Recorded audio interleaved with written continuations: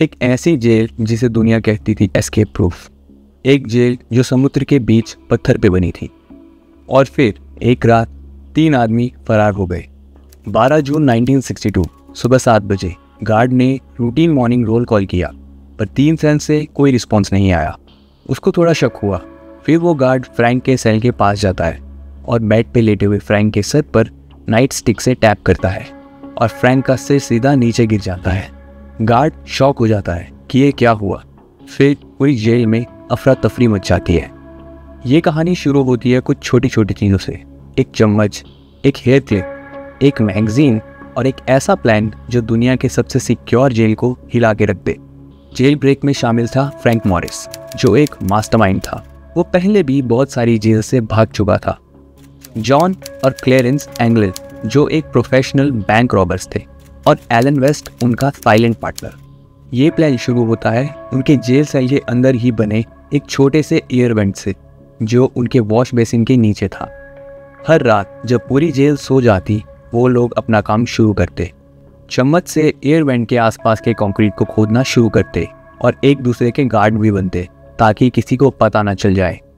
Jail बहुत पुरानी थी और समुद्र के पानी से कंक्रीट भी वीक हो गया था।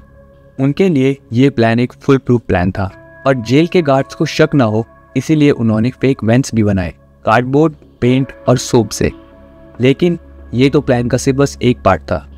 जब एयर वेंट का बोल बड़ा हो गया, तब वो लोग अपने सेल के पीछे वाले मेंटेनेंस कॉरिडोर में घुस गए।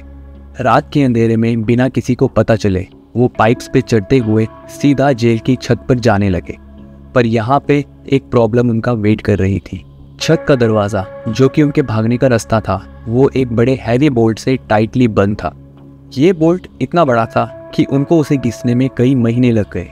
वो हर रात फेक हेड का यूज़ करते थे, जो उन्होंने टॉयलेट पेपर, ग्लू और सीमेंट से बनाए थे। और क्लेरेंस तो बार्बर शॉप से बाल भी लेके आया था, ताकि गार्ड अगर रात को उनके सेल के सामने से जाए तो उसे बिल्कुल भी शक न हो।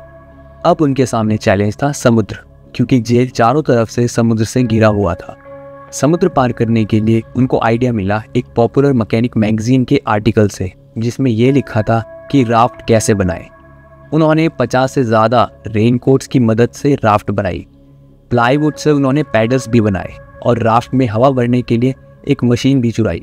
11 जून 1962 रात 10 बजे फ्रैंक, एंडियन ब्रदर्स और एलन वेस्ट ने अपने प्लान को अंजाम दिया। पहले अपने फेक हैंड्स को बेड पर रखा, अपने अपने सेल्स के वेंट्स को खोल के छत की तरफ बढ़ने लगे। पर इनका एक साथी एलन वेस्ट पीछे ही रह गया, क्योंकि उसका एयर वेंट नहीं खुल रहा था। बाकी 3 छत से नीचे उतर गए और एल्केट्राज के कोस्ट तक पहुंच गए। वहां से उन्होंने अपनी बोट को सैन फ्रांसिस्को बे के ठंडे पानी में उतारा और अंधेरे में वो गायब हो गए। सुबह तक पूरे जेल में अफरा तफरी मच गई। पूरे एल्केट्राज में सर्च ऑपरेशन शुरू हो गया। जब जेल के अंदर ही एक और प्रिजनर एलन वेस्ट के सेल में देखा गया, तो उसके पास भी फेक हेड और एस्केप के सबूत मिले। वेस्ट पकड़ा गया, पर उसने डील की कि अगर उसको छोड़ दिया जाए तो वो बता सकता है कि उसके साथी कैसे भागे।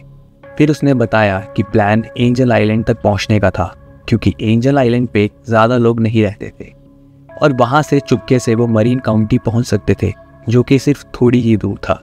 जब FBI ने एंजल आइलैंड के आसपास सर्च किया, तो उन्हें एक इम्पोर्टेंट क्लू मिला। एक प्लास्टिक पैकेट जो रेनकोट से बना था और उसके अंदर एंगलिन भाइयों के फैमिली फोटोज मिले, पर कोई बॉडी नहीं मिली। क्या वो मर गए? क्या वो जिंदा थे? कुछ दिनों बाद एक वुडन पैडल एंजल आइलैंड के पास मिला, जो एग्जैक्टली वैसा ही था जैसा वेस्ट ने डिस्क्राइब किया था। 17 साल बाद 1979 में FBI ने ऑफिशियली केस क्लोज कर दिया, पर US मार्शल ने इसको ओपन रखा ताकि अगर न्यू लीड्स आए तो इन्वेस्टिगेट किया जा सके। 2003 में US मार्शल ने एक शॉकिंग डिस्कवरी करी। मरीन काउंटी पुलिस रिकॉर्ड में एक 1955 ब्लू शेवी कार एस्केप की रात चोरी हुई थी, और उसी रात एक आदमी रिपोर्ट करता है, एक ब्लू शेवी ने मुझे रोड पे धक्का दिया, जिसके अंदर 3 आदमी थे। तो क्या एस्केप सक्सेसफुल हुआ? आज तक उनकी कोई डेड बॉडी या उनके मरने का कोई प्रूफ नहीं मिला। क्या वो आज भी कहीं जिंदा है? कोई नहीं जानता। एल्केट्राज ने तो बस इतना कहा, ये इम्पॉसिबल है, पर शायद फ्रैंक मॉरिस ने मुस्कुराते हुए कहा होगा, नथिंग इज इम्पॉसिबल।